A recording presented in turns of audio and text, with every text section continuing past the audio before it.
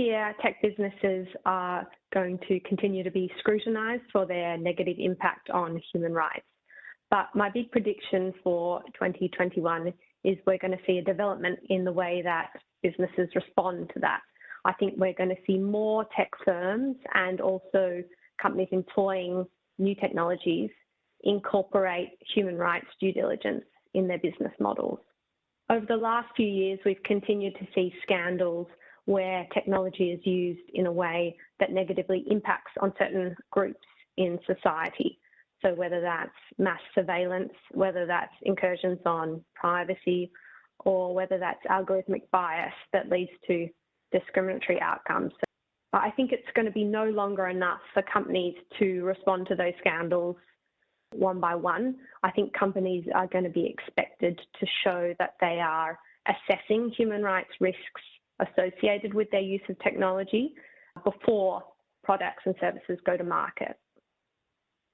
So what will it look like when businesses incorporate human rights due diligence?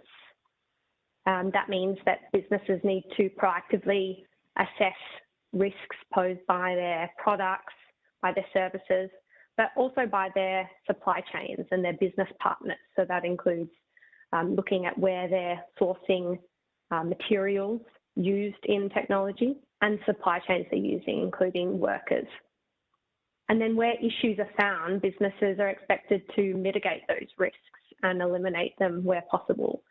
And where they've caused or contributed to negative human rights impacts, they're expected to help to remedy victims.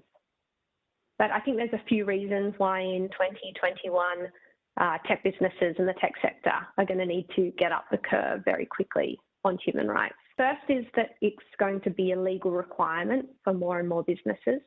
So we're already seeing countries like France mandate human rights due diligence for businesses of a certain size. And I think we're going to see more countries adopt similar laws. At the EU level, early this year, we expect to see draft legislation on mandatory human rights due diligence. It may still be a few years before that actually comes into effect, but I think we're going to see more tech businesses start to implement human rights due diligence to make sure that they are compliant across a patchwork of emerging laws. The second reason I think we're going to see tech businesses implementing human rights due diligence is because there's now more guidance and consensus out there on what that looks like in the technology space. So a good example is the UN's BTEC project, which provides guidance on implementing human rights due diligence for tech businesses.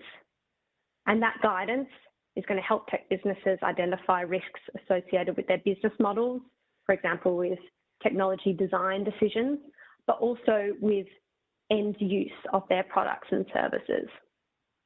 I think this guidance is going to help firms, and as a result, I think this year we're going to see tech firms incorporating human rights risk.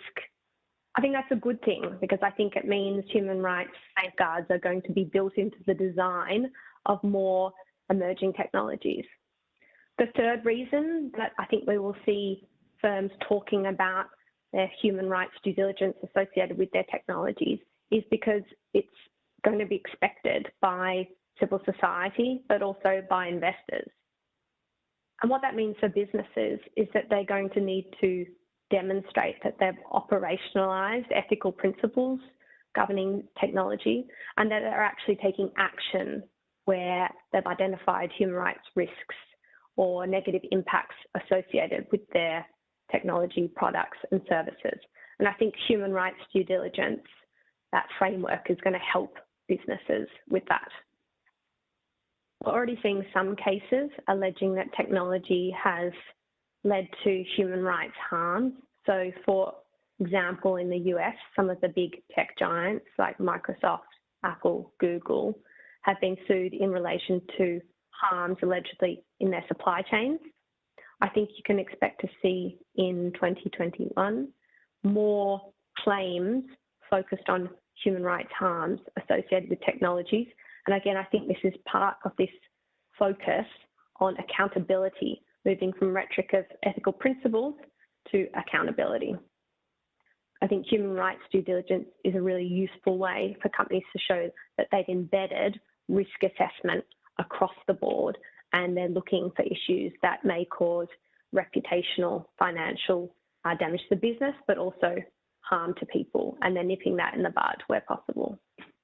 I think the ESG principles means that many tech businesses are going to need to look really carefully at their governance frameworks this year, but I think ultimately that's a good thing. It's going to help businesses build really resilient and sustainable business models and to avoid them having to deal with human rights scandals as they emerge after technologies have already been brought to market.